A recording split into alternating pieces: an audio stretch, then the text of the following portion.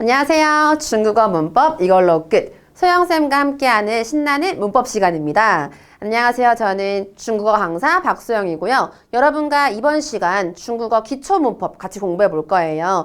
그렇다면 어떤 분들이 과연 이 수업을 들으면 좋을까요? 같이 볼게요. 자, 우선 첫 번째.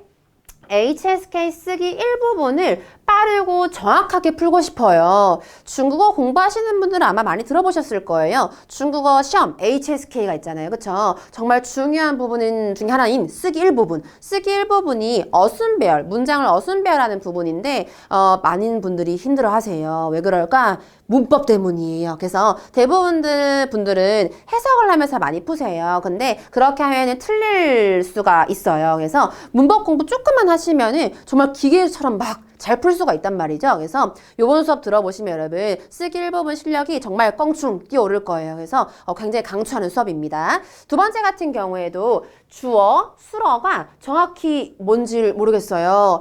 많은 분들이 문법 공부를 좀 하신 분도 있고 뭐 영어 공부하실 때 마찬가지지만 이런 용어는 많이 들어보셨을 거예요. 그래서 주어, 수어 듣긴 했는데 누가 물어봤을 때 그게 뭐냐면 하고 뭔가 설명을 잘 못한단 말이죠. 요거 자꾸 애매하게 알고 있는 거죠. 그렇죠? 이런 것들을 여러분 정말 쉽고 간단하게 제가 설명해 드릴 테니까 용어 같은 부분, 문법에서 용어를 좀 정리하고 싶으신 분들도 이 수업 들으면 굉장히 유익할 것 같아요. 그 다음에 세 번째는 중국어 문법을 처음부터 한번 정리하고 싶대요. 뭐 많은 분들이 중국어 공부를 하셨기 때문에 하실 수도 있죠. 그래서 중국어 전공하신 분들, 뭐 오래 공부하신 분들은 문법 공부를 하긴 했어요. 했는데 내가 어디가 부족하고 어디가 좀 제가 잘 모르는지를 그거 잘 몰라요. 그래서 일단 이 수업 들어보시면 여러분이 한번 싹 정리가 되실 거예요. 그래서 어떤 부분이 부족한지 구멍을 좀 메워가는. 제가 준비할 때 A부터 Z까지 정말 컴팩트하게 최소한 여러분 요것만 아시면 돼야 하는 것들로 준비했기 때문에 여기에 한번 정리하고 싶으신 분들한테 정말 도움이 되는 그런 수업입니다. 그 다음에 네 번째 보시면은 중국어 문장을 완벽하게 해석하고 싶대요. 쌤 이거 중국어 해석하는 거? 독해이죠. 그쵸? 독해랑 문법이랑 대체 무슨 관련이 있어요? 어떻게 보면 제일 관련이 있어요, 여러분.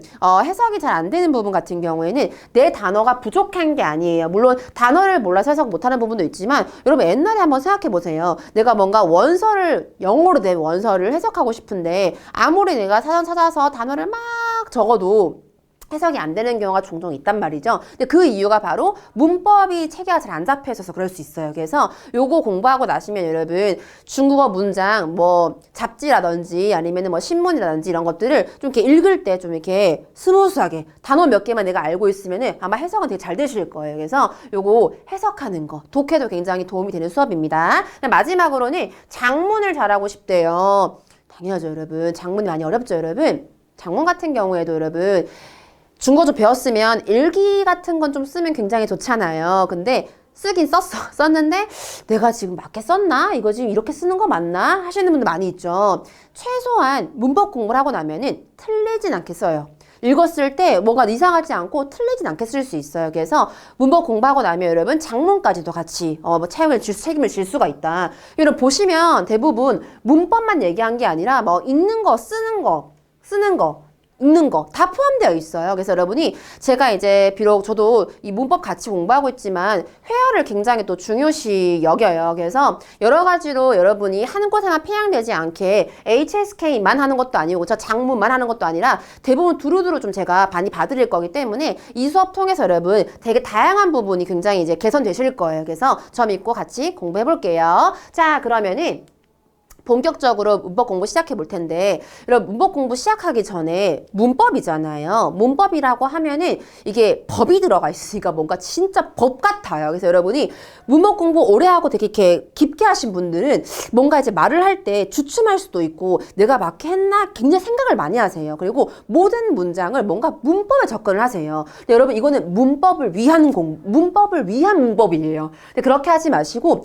왜 문법 공부하는지 우리가 일단 정확하게 왜 공부하는지를 짚고 넘어가야 돼요. 왜 공부하는 거냐?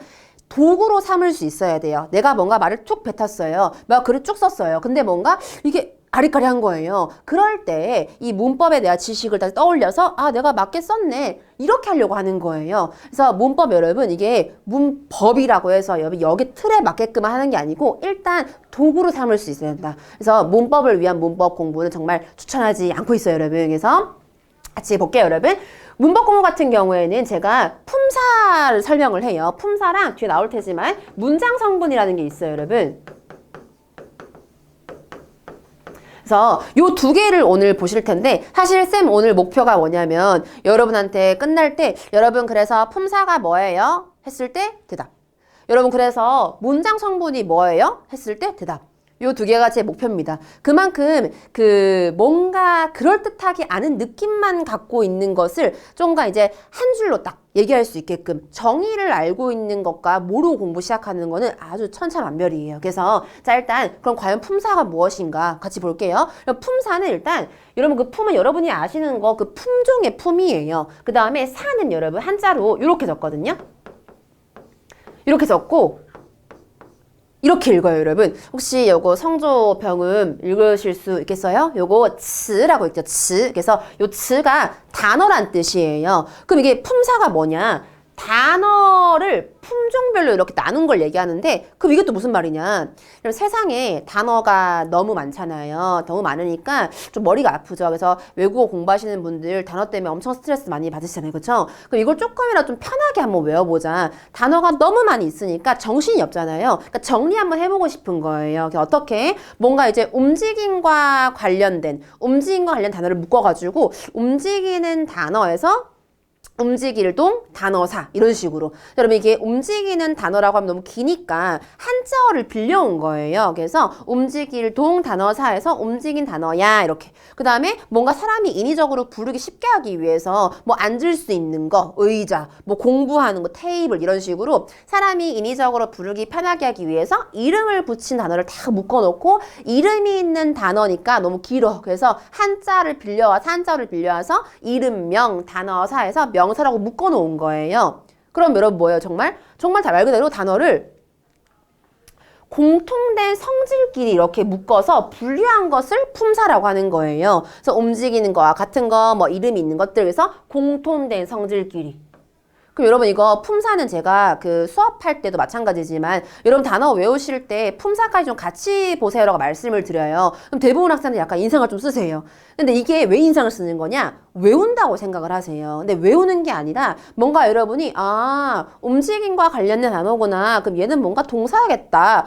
유추를 하는 거예요. 그래서 품사는 제가 뒤에 한번 설명을 다시 정리하겠지만은 절대 외우는 것이 아니라 여러분이 특징만 알고 있으면 충분히 여러분도 이렇게 속아낼 수가 있어요. 그래서 한번 해볼게요, 여러분.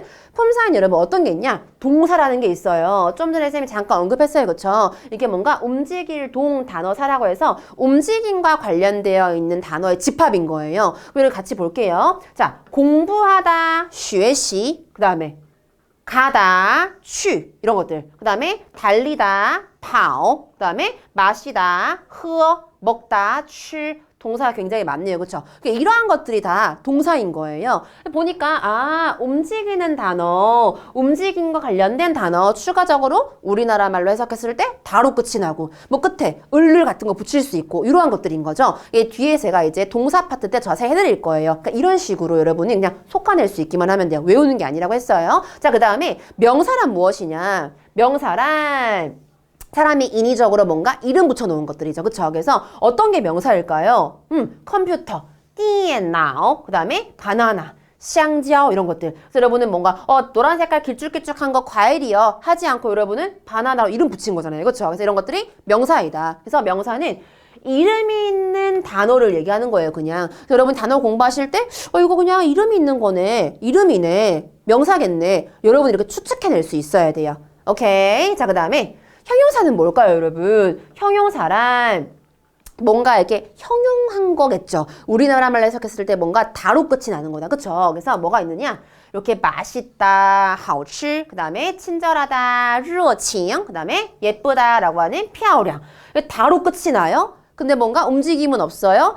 이런 것들. 그래서 형용사 파트 때 쌤이 좀 더 명확하게 여러분이 형용사를 속아낼 수 있도록 되게 자세히 알려드릴 거니까 지금 여러분 그냥 구경하는 거예요. 이런 게 품사고 어떤 걸 품사라고 하는지 구경하시는 거. 그래서 자, 형용사는 뭔가 형용하는 단어래요. 사람, 사물의 상태를 알려주는 그런 단어인 거죠. 이러한 것들을 다 형용사라고 한다. 일단 지금 여러분 내가 지금 이게 중국어 시간인지 뭐 국어 시간인지 그쵸? 약간 헷갈린다. 그쵸? 근데 일단 문법 공부를 우리가 외국인이기 때문에 어쩔 수 없이 하긴 해야 돼요, 여러분. 쌤이 이전에 어릴 때 중국에서 이제 중국인만 학교를 중고등학교 다녔단 말이에요. 그때는 제가 다른 공부하기 너무 바빠서 교과서 공부하기 바빠서 문법 공부를 조금 소홀히 했어요. 근데 그때 잠깐 기억나는 게 중국인들도 문법 공부를 엄청 해요, 여러분. 중국어 자체로 그쵸? 그러니까 그들도 굉장히 열심히 하기 때문에 쌤도 그때 되게 더 많이 했었으면은 좀 더 교과서도 이렇게 술술 잘 읽히고 하지 않았을까 하는 아쉬움이 조금 있긴 해요. 그래서 여러분은 그런 시행착오를 겪지 마시라고 문법 공부 굉장히 제가 이제 강력하게 하라고 이렇게 추천을 많이 하고 있어요. 그래서 일단은 뭔가 좀 머리가 아프고 이런 거를 왜 하나 싶지만은 저 조금만 믿어보시고 공부를 같이 좀 해볼게요, 여러분. 자, 정리. 그럼 품사란 뭐냐? 단어를 공통된 성질, 즉 품종별로 묶어서 분류한 것을 품사라고 한다. 그럼 여러분은 품사는 외우는 거다? 아니다? 아니다. 그쵸? 여러분은 단어의 의미를 먼저 기억하신 다음에 단어 의미를 딱 보고 얘는 품사가 뭐겠다라고 거꾸로 유추할 수 있어야 돼요. 그래서 여러분은 앞으로 단어 공부하실 때 품사 같이 보자라고 하는 뜻은 이제 유추하려고. 근데 유추를 또 해주셔야 돼요. 그게 문법 공부하실 때 또 작문하고 이제 읽게 하실 때 굉장히 도움이 됩니다. 자, 쌤이 이번에 문장 성분 같이 또 본다고 했죠. 문장 성분이 과연 무엇이냐? 사실 문장 성분이 훨씬 중요하고 훨씬 많이 헷갈립니다. 근데 어렵지가 않아요. 근데 용어가 머리가 아파서 그렇지. 하나하나 잘 볼게요, 여러분. 문장 성분은 뭐냐면 정말 간단해요. 말 그대로 문장을 구성하고 있는 구성 성분을 문장 성분이라고 해요. 되게 한국말이긴 한데 잠깐 좀 머리가 아프다, 그쵸? 그 문장 성분 사실 뭐냐면은 여러분 중국어 문장 보신 적 있죠? 막 이렇게 단어가 쫙 이렇게 써여 있잖아요, 그쵸? 근데 그게 사실은 여러분 눈에는 보이지 않는 어떤 박스 속에 갇혀 있는 거예요, 단어가. 예를 들면 문장이 있어요, 그쵸? 문장 보시면 제가 아래에 이렇게 밑줄을 쳐놨는데 사실 밑줄이라고 보셔도 괜찮고 사실 저는 이렇게 보이지 않는 박스 속에 들어가 있다고 생각을 해요. 칸 이렇게 여기 들어가 있는 거예요. 그래서 이 박스 한 칸 한 칸, 이 박스 한 칸 한 칸이 문장 성분이에요. 그래서 제가 여러분한테 여러분 저기 맨 앞에 있는 문장 성분 보세요. 아니면 뭐 하나, 둘, 셋, 네 번째에 있는 문장 성분 보세요. 뭐 다섯 번째 이렇게 매번 몇 번째라고 얘기하기 너무 힘든 거예요. 너무 힘드니까 우리 그러면 차라리 이름을 붙여. 여기 문장 성분 하나하나에 이름 붙이자라고 해서 이름 이렇게 붙인 거예요. 몇 번째로 하는 게 낫나요, 여러분? 굉장히 이름이 많죠. 보면은 뭐 부사어, 관형어, 주어, 부사 뭐 나와 있어요. 공통적인 특징만 한번 볼게요, 여러분. 딱 보시면은 특징이 뭐다? 이렇게 어로 끝나 있어요. 이렇게. 그쵸? 다 어로 끝나 있어요. 그럼 여러분은 일단 결국 제가 외우게 만들어 드릴 거예요, 여러분. 매번 무한 반복이기 때문에. 그 여러분들 지금 첫날이잖아요. 처음이니까 문장 성분은 일단 문장 이렇게 쭉 있으면은 보이지 않는 요 박스 속에 단어가 다 담겨 있는데 요 보이지 않는 박스 한 칸 한 칸을 문장 성분이라고 한대. 즉 완전한 문장을 이렇게 구성하고 있는 구성 성분을 문장 성분이라고 한대. 근데 쌤이 매번 때 앞에 있는 문장 성분, 가운데 있는 문장 성분 하기 너무 힘드니까 어떻게? 어로 끝나는 것들로 이름을 붙여놓은 거예요. 여러분은 이 어로 끝났다. 내가 사실 지금 당장 누가 나한테 부사어라고 해요. 몰라. 모르는데 일단 어로 끝났으니까 품사는 아니고 단어는 아니고 문장 성분 박스 한 칸에 이름을 얘기하는 거구나. 그것만 아시면 돼요, 여러분. 그래서 한 번에 다 하려고 하지 마시고 일단 오늘은 문장 성분은 문장을 구성하고 있는 구성 성분이고 그 한 칸 한 칸을 얘기하는 건데 이름이 들어가 있다. 근데 이름의 공통점은 어로 끝이 난다. 끝. 그럼 여러분의 이제 역할은 뭐냐? 이제 복습하실 때 요 순서, 위치는 좀 기억해 주셨으면 좋겠어요. 근데 우리나라 사람들이 문법을 좀 왜 어려워하냐면 특히 이렇게 어로 끝나는 것들, 막 순서 같은 거 있잖아요. 왜 어려워하냐면 우리나라 말은 어순이 그렇게 중요하지가 않아요. 왜냐하면 어릴 때부터 먹을 게 내가 이렇게 얘기해요. 그러면은 알아들어요. 네가 먹는 거라고. 왜? 주어라고 하는 거에 자연스럽게 가를 붙여서 순서를 달리해도 일단 주어가 나라는 건 알긴 알아요. 근데 중국어로 이거 한번 해볼게요. 먹을 게 내가, 이거 우리나라 말 어순을 좀 거꾸로 쓴 거예요. 중국어 입장에서 얘기하면은 吃我 이렇게 얘기한 거예요. 그럼 이거 무슨 뜻인지 아세요, 여러분? 나를 먹는 거예요. 이상하잖아요, 그렇죠? 즉 중국어는 여러분 정말 순서에 딱 근간에서 순서에 맞게 말을 하는 그런 문장이에요. 순서가 만약 바뀐다? 의미가 아예 달라져요. 그래서 중국어는 어순이 중요한 거예요. 아, 쌤, 어순이라는 게 문장 성분 박스 한 칸 한 칸의 이름이 어로 끝나는데 이 어로 끝나는 것들의 순서가 중요해서 이걸 어순이라고 하는군요. 맞아요. 그래서 누가 나한테 어순이 뭐라고 했을 때 뭐 어순이지. 뭐 우리나라 말이랑 일본어랑은 비슷하잖아. 이거 이제 대충 알고 있는 거, 그렇죠? 근데 어순이란 문장 성분의 그 순서를 얘기하는 건데 각 나라마다 문장 성분의 그 순서가 좀 다르겠죠. 근데 비슷할수록 공부하기 쉽고 좀 다를수록 공부하기 어렵겠죠. 그럼 여러분은 이제 미션은 뭐다? 첫 번째는 문장 성분의 이름을 좀 외우시고 문장 성분의 위치를 좀 아셔라. 근데 앞에서부터 쭉쭉쭉쭉 이렇게 외우시는 게 아니고요. 보시면 제가 좀 전에 주어 부분이랑 수러 부분이랑 목적어 부분에는 색을 좀 입혀놨었어요. 그렇죠? 그래서 여기에서 요 주어, 수러, 목적어 부분이 정말 중국어 그 문장에서 뭔가 이렇게 뼈대가 되는 그런 틀이긴 해요. 그래서 여러분 일단은 필기하실 때 주어, 수러, 목적어 딱 써놓으시고 그 다음에 사이사이를 좀 채워보세요, 여러분. 그래서 일단 내가 지금 뭐 하는 건지 잘 모르겠어도 일단 주어, 수러, 목적어 쓰시고 근처에 이렇게 써보세요, 여러분. 그러니까 이게 중국어 문장 성분이고 중국어의 어순대로 쓴 거구나라고 생각하시면 돼요. 이게 첫 번째 미션이고, 여러분. 두 번째는 뭐냐면 각 문장 성분마다 역할이라는 게 있어요. 쌤이 좀 전에 자꾸만 박스라고 표현을 했잖아요. 왜 자꾸 박스라고 표현을 했냐면은 여기에 단어를 집어넣는 거예요. 예를 들면 여러분 뭐 워라는 게 있어요. 얘는 그냥 지금은 낱말 카드일 뿐이에요. 낱말 카드인데 얘가 이제 여기 속에 담기는 순간 문장이 되는 거예요. 그래서 얘를 만약에 쌤이 여러분 제가 워라고 하는 단어를 주어 자리에 넣었어요 라고 알려드린 거예요. 그럼 여러분은 자연스럽게 나는 이렇게 시작할 수 있어야 되고요. 수러 자리에 쌤이 워를 넣어봤어요. 워 했어요. 이 워는 그냥 나예요. 나 이렇게 얘기한 거고요. 쌤이 여러분 워라고 하는 애를 목적어 자리에 넣었어요 라고 알려드렸어요. 그럼 여러분은 자연스럽게 나를 이라고 해석할 수 있어야 해요. 즉 각 박스별로 어떤 역할이 있냐? 있잖아, 나는 주어라고 하는 박스야. 나한테 그 어떤 말을 넣어도 나는 이 끝에다가 은, 는, 이, 가를 붙여주는 역할을 해. 물론 이런 역할은 이제 쌤이 이제 막 만든 거겠죠. 그쵸? 일단 지금 여러분은 이렇게 좀 외워주시면 되겠습니다. 자, 나는 주어라고 하는 박스인데 나한테 어떤 말을 넣어도, 그쵸? 은는 이가를 내가 붙여주는 역할을 해. 이렇게. 그 다음에 나는 수러 자리라고 하는데 나는 수러 박스인데 나한테는 어떤 단어를 집어넣어도 끝에 뭐뭐 다, 뭐뭐 요 이렇게 좀 끝을 내줄게. 이런 역할을 해. 이렇게. 그 다음에 마지막에 나는 목적어 자리야. 나한테 어떤 단어를 넣어주면 나는 끝에 이제 일반적으로 을르를 좀 내가 붙여줄게. 이렇게. 그러니까 이런 역할이 있는 거예요. 그러니까 여러분은 단어는 그냥 낱말 카드로 존재할 뿐 어떤 자리에 들어가냐에 따라서 해석하는 의미가 달라질 수 있겠구나를 먼저 아셔야 돼요. 이게 이제 독해인 거죠. 그쵸? 그래서 요걸 알고 나면 여러분 그 문장이 있는 건 정말 아무것도 아니에요. 그래서 최소한 여러분은 주어, 수러, 목적어 자리 얘네들의 역할을 일단 아셔야 한다.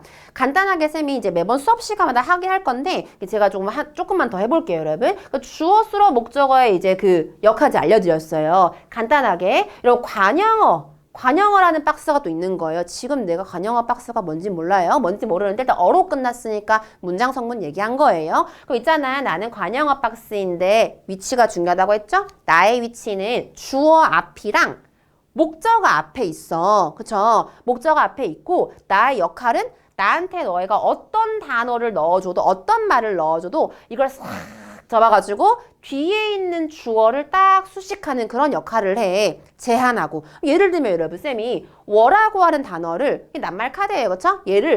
여러분 쌤이 워를 관형어 자리에 넣었어요 라고 알려드렸어요. 그럼 여러분 어떻게 해석한다? 나의예요. 이렇게. 그래서 관형어 박스의 역할로 인해서 나의 뭐뭐가 되는 거예요.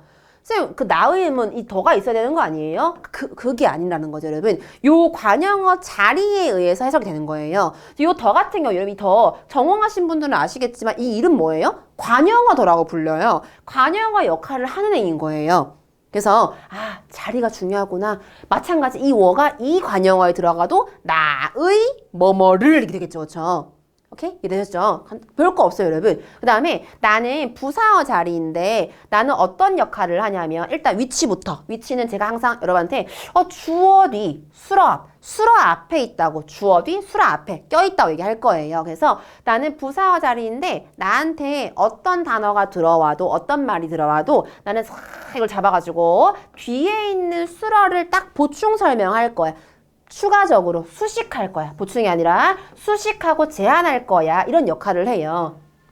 조금 지저분하네요. 자, 그래서 부사어 자리에 어떤 단어 넣으면은 수어를 이렇게 제한하고 수식한다. 그럼 쌤이 뭐 낱말 카드를 뭐 예를 들면은 따로따로 이렇게 준비했어요. 그쵸? 여러분 이거 딱 보시면 여러분 아마 짜이지야 집에 있다? 이것도 사실 여러분이 얘를 쓸어 목적으로 보신 건데 얘를 만약에 쌤이 여러분 저 이거 그냥 딱 잡아가지고 여기 부사어자를 넣었어요. 알려드린 거예요. 그 여러분 어떻게 해석한다? 집에서 뭐뭐 한다.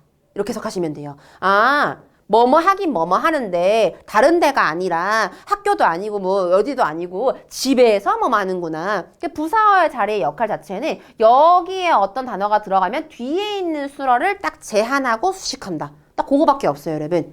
그쵸? 선생님, 저기 앞에 있는 부사어는 뭐예요? 얘 같은 경우는 문장 제일 앞에서 문장 전체를 수식하는 역할. 그래서 여러분 많이 알고 있는 보통 오늘 내가 어쩌고저쩌고, 내일 내가 어쩌고저쩌고, 이때는 이 부사어가 잘 들어간 거예요. 그래서 이것도 뒤에서 하긴 할 거예요. 그래서 이런 역할이 있다. 위치 정도 기억하시면 되고요. 그다음 마지막, 보어 자리.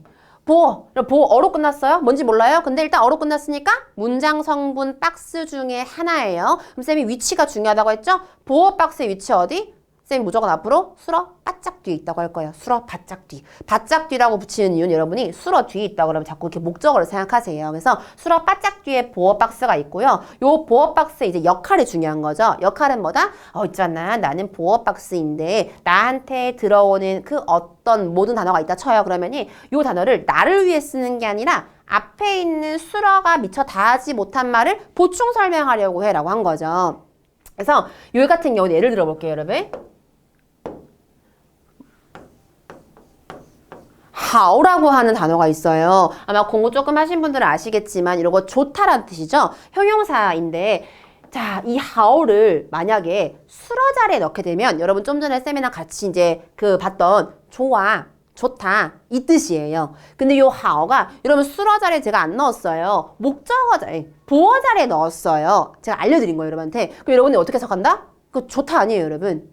앞에 있는 어떤 동작에 대해 뭐 다로 끝나는 어떤 뭐뭐에 대해서 추가적으로 뭔가 만족감을 보충 설명한 거예요. 그래서 여러분이 많이 알고 계시는 제가 단어 시험 볼 때마다 준비好了吗 매번 물어봐요, 여러분. 저희 친구들 아시겠죠, 그렇죠? 준비好了吗 여러분 준비해요, 좋아요 이런 뜻이에요? 아니에요. 준비好는 준비한 것이 굉장히 만족스럽습니까? 이렇게 물어본 거란 말이죠. 그래서 제가 하고 싶은 말은 뭐냐면 여러분 단어는 그냥 낱말 카드예요. 낱말 카드이고 어떤 박스에 들어갔냐에 따라서 해석이 달라진다. 이게 제일 중요합니다. 그래서 여러분은 단어는 따로 문장 성분은 문장 성분대로 따로 이렇게 보셔야 돼요. 나중에 합칠 거예요. 그래서 이제 공부를 좀 하신 분들은 이거 이렇게 하는 거 맞나 싶을 거예요. 왜냐면은 자, 하오가 보어 박스에 들어간다고 했잖아요. 근데 이걸 다르게 얘기하면 뭐냐? 요 하오가 보어 역할을 한다라고 얘기해요. 근데 지금 이게 좀 헷갈리시는 분들은 그냥 요 박스에 들어간다고 생각하시면 돼요. 제가 뒤로 갈수록 조금씩 이렇게 합쳐 드릴 거예요. 그래서 여러분은 오늘 중요한 건 제가 여러분 사실 처음에 말씀드렸죠.